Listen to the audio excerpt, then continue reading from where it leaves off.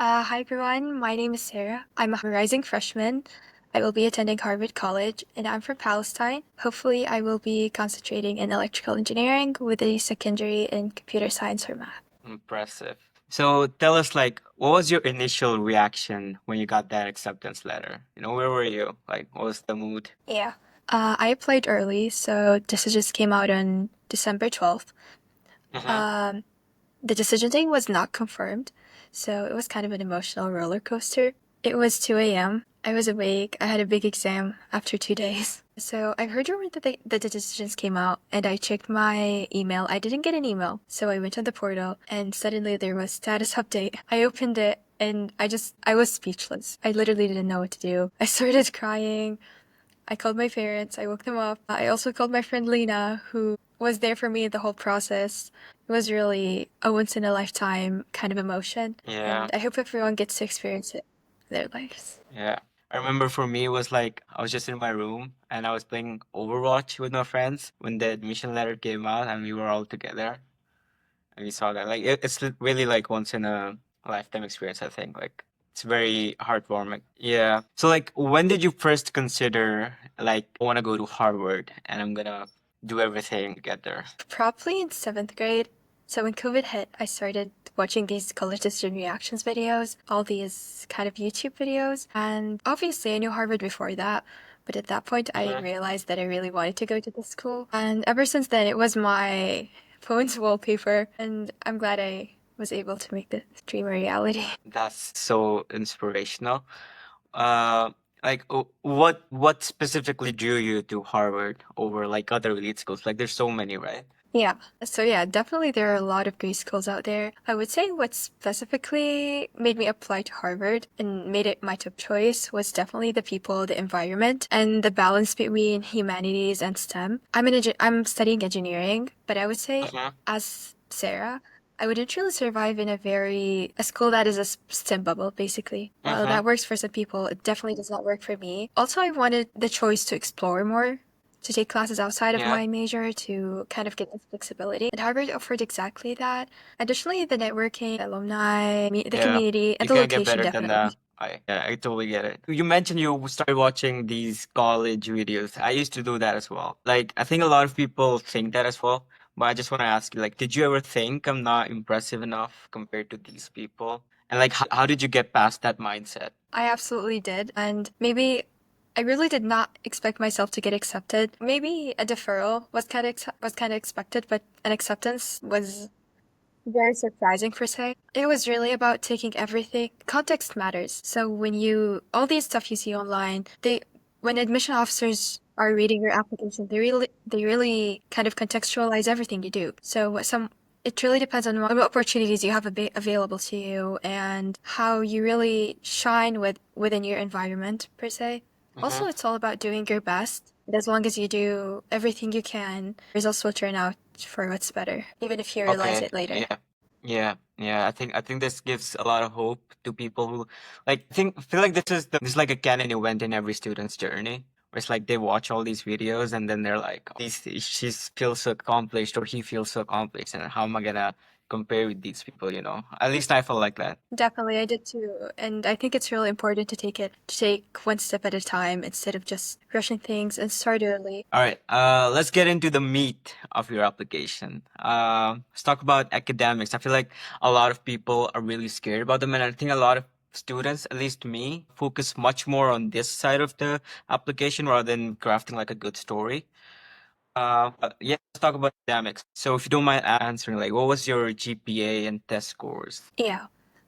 So back when I applied, I had a 99.215% GPA, which translates to a 4.0. My school didn't really wait. So I went to a school that follows the Palestinian system, so I didn't take any AP or IB classes. So this is really important. Just because you didn't take AP classes doesn't mean you can't get in. I was a valedictorian. I was in the honor roll, and also my test scores. I don't remember the numbers exactly, but I did really well on math. I would say my English was in the 600s range, which really gives a lot of Mm-hmm. hope because you don't need a perfect Yeah. SAT to get in. It was the highest in my school, yes, but it was definitely nowhere close to all these like 1600s kids. So just because you didn't get the score you wanted on the SAT doesn't mean you can't get in. Harvard does not require the TOEFL for engineering, as far as I'm concerned. But I got a 97, I think. Nice. Okay, perfect. You said you had you don't remember your test scores. Did you apply with those SAT scores? Like I think a lot of people get like in less than 1500. 1500 is the threshold. A lot of people think that. But like did you submit those scores? Because like I think a lot of schools right now are like optional. Yeah. Yeah, Harvard is test mandatory, so I had to. Mm-hmm. I took Mm-hmm. the SAT I took it twice actually, and they Mm-hmm. do super score, so I sent all of my scores. All right. Can you walk us through your testing journey? Like, was it like a big struggle for you, or did it come naturally? Because I remember for me at least, I had to lock in for like 2, 3 months to get what I had. I would say the SAT was the worst part of my college application journey. It was definitely a test that I didn't enjoy at all, especially that I was taking it at the same time I had a lot of stuff going on. School doesn't really send a lot of people to US colleges, so they Mm-hmm. don't really account for extracurriculars when they assign you homework and all that. Mm-hmm. Just things just really add up. I would say if I could go back in time, I would definitely start early. Make sure to take all the blue book tests. Just focus on your weakness points instead of just going over everything that, like, there are a lot of topics that are really basic that most people are really good at. So don't spend your time on those things. Instead, try to utilize your time working on your areas of weaknesses. Um, Yeah.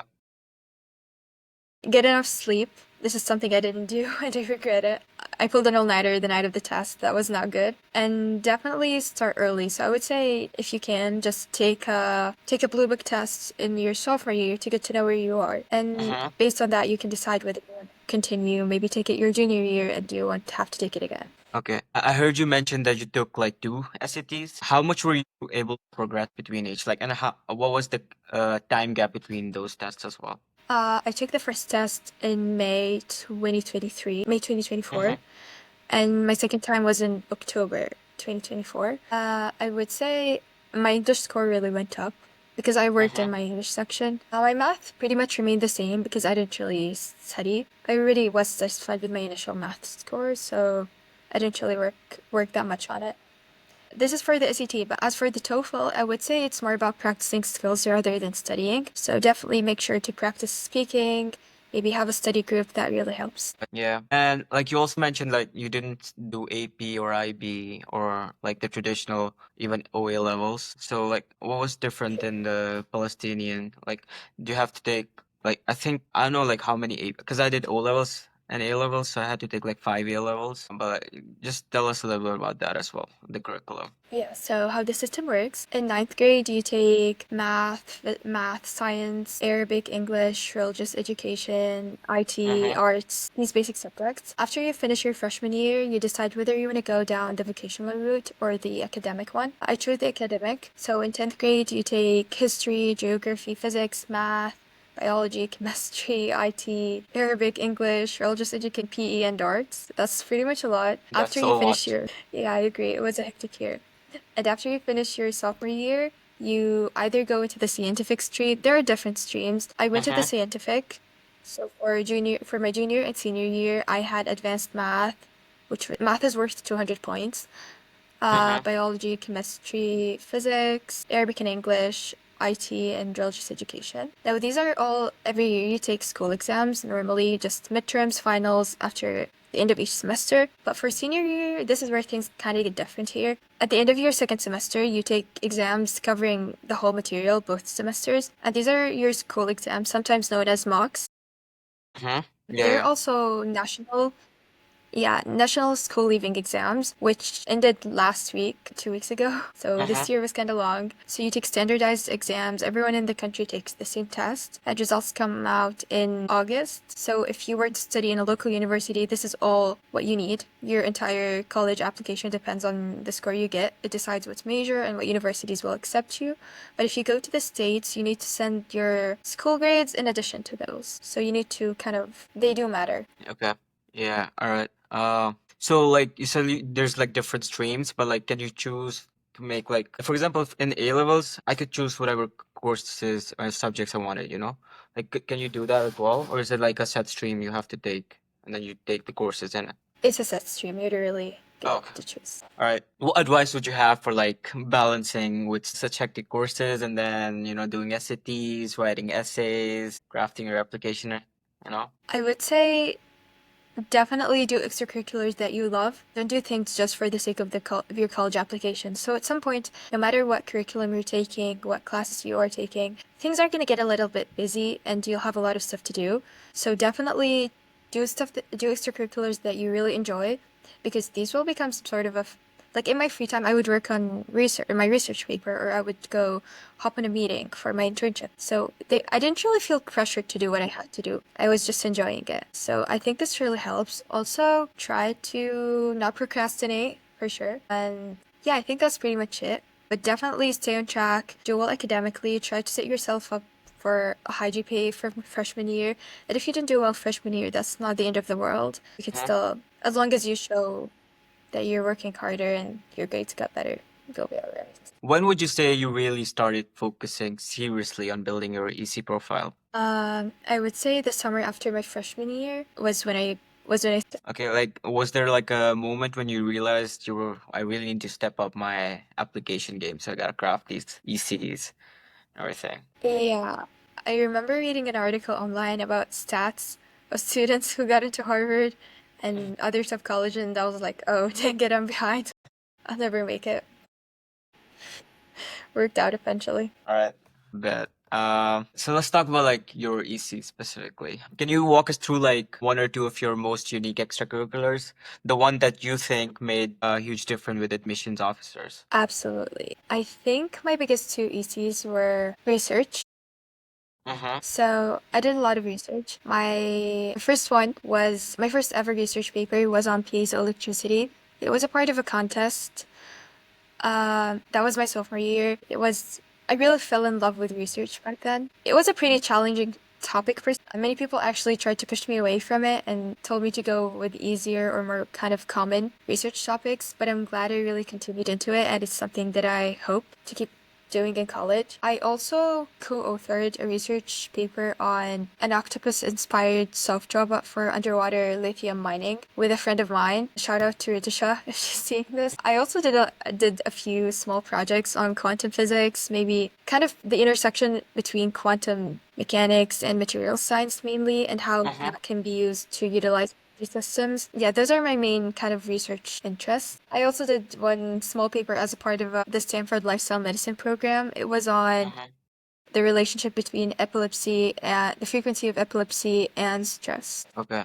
These all feel very aligned to your goal. And I feel like this is like a really good advice. Because some people, like at least I was also stuck in something like this. Like you're gonna do a lot of different things which look flashy and look good, but if they're not aligned with your final like profile and you cannot like provide like a cohesive story, a narrative, I feel like that's really bad for universities. What do you think about that? I agree with you. I feel like no matter how much you try to hide your true self, your true identity, or your true passions, they will still the admission officers will be able to see through them.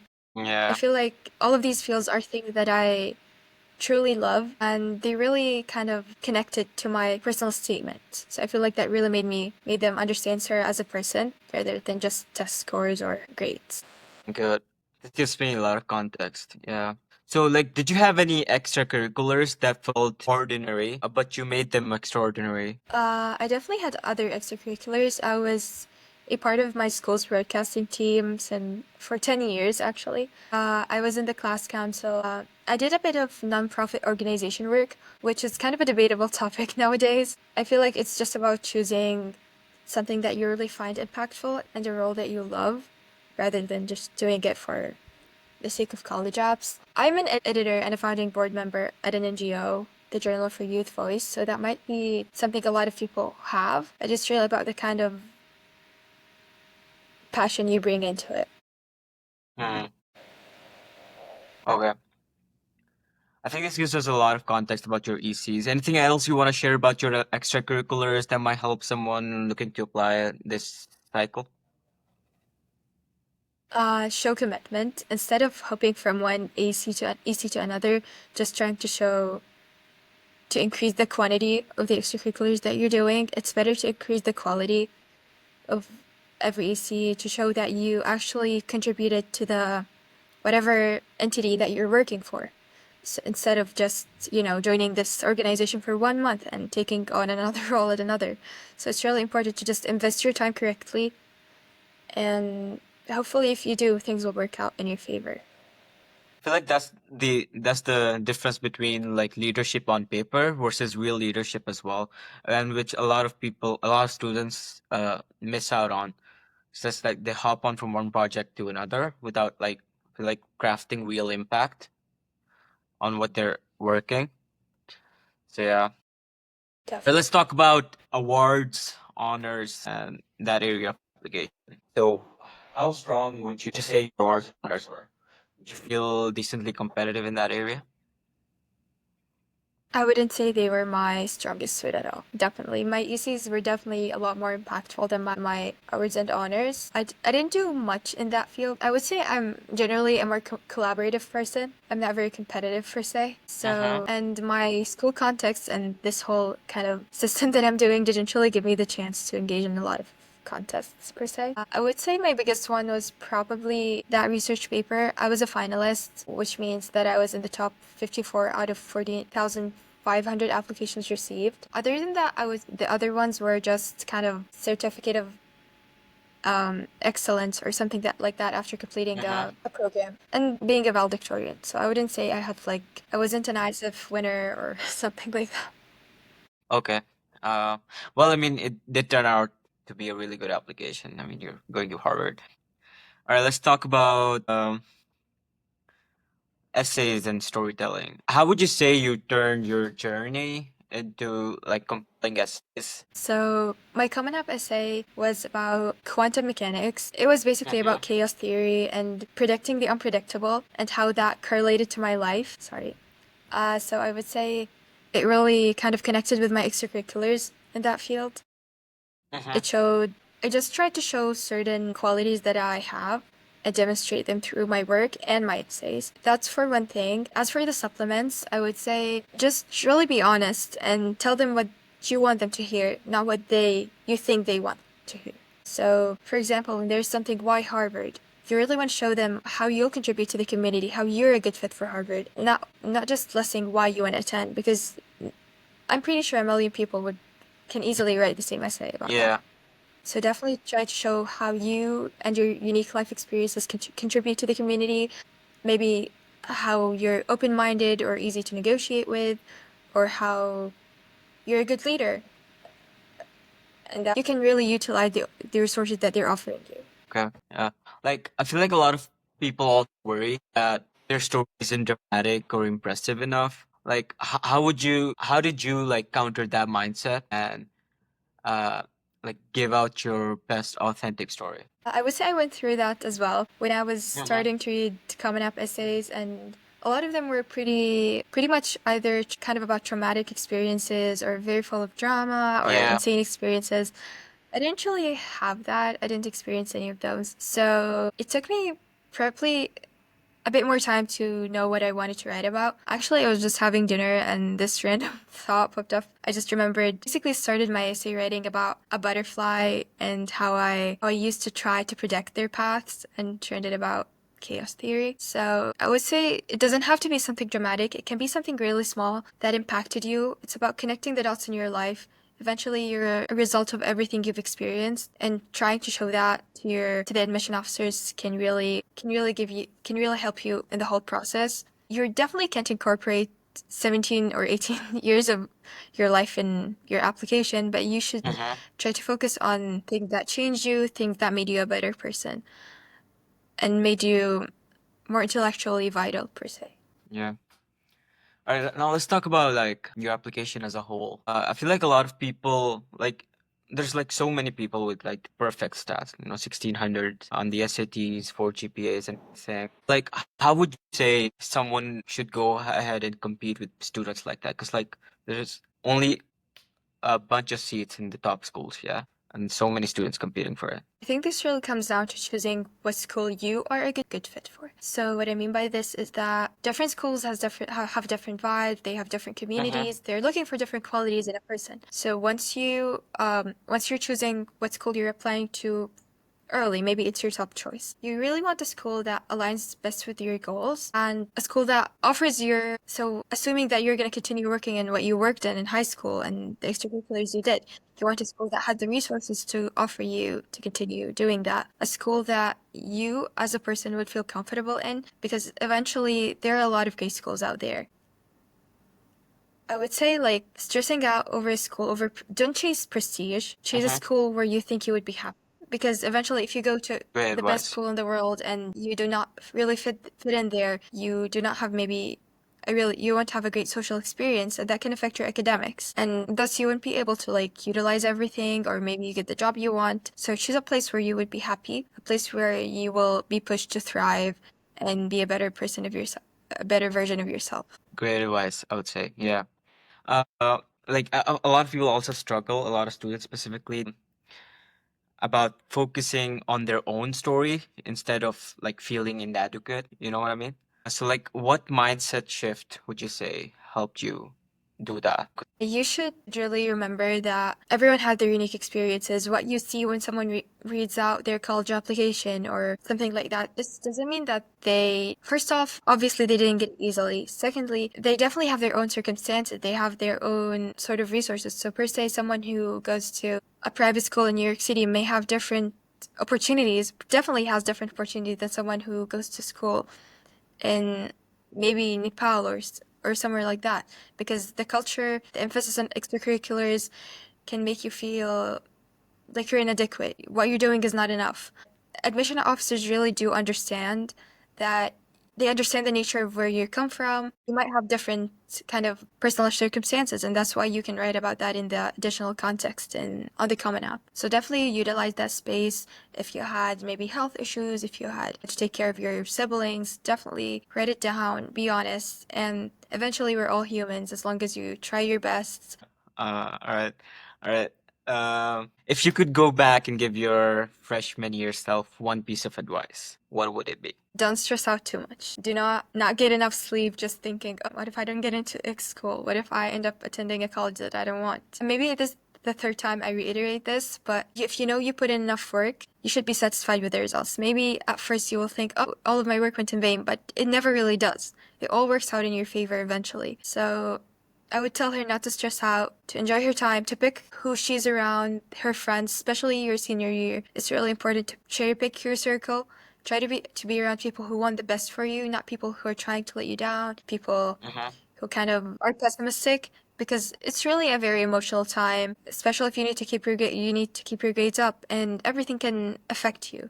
So try to pick people you feel comfortable with and people who will support you. And this is why I really mentioned my friend before, Lena, because I think a couple of hours before the decisions came out, I was like, there's no way I will get in. And she told me that I'm pretty sure in 2 hours you would text me and it will be like, Sarah, I got in. Sarah got in. And just looking back, I really didn't believe her at the point. I was like, no way I would make it. Looking back, having such a person in your life really makes things easier. Yeah, I get that. Totally get that. It was great talking with you. Thank you for sharing your journey. One last question. What are you most excited about as you head to Harvard? Definitely the people. I haven't even met them. I haven't even arrived on campus yet, but the people I've met so far have been really inspiring. I've had a lot of interesting conversations, and I've actually grown to be really close with a lot of them. The people, I'm not just talking about students, professors, faculty, just members of Harvard and the community around it. Hopefully, it will be Yeah. a fun next 4 years. Yeah. Uh, I I really hope so. And I wish you the best. Thank you so much for joining me. And yeah. Thank you so much for having me.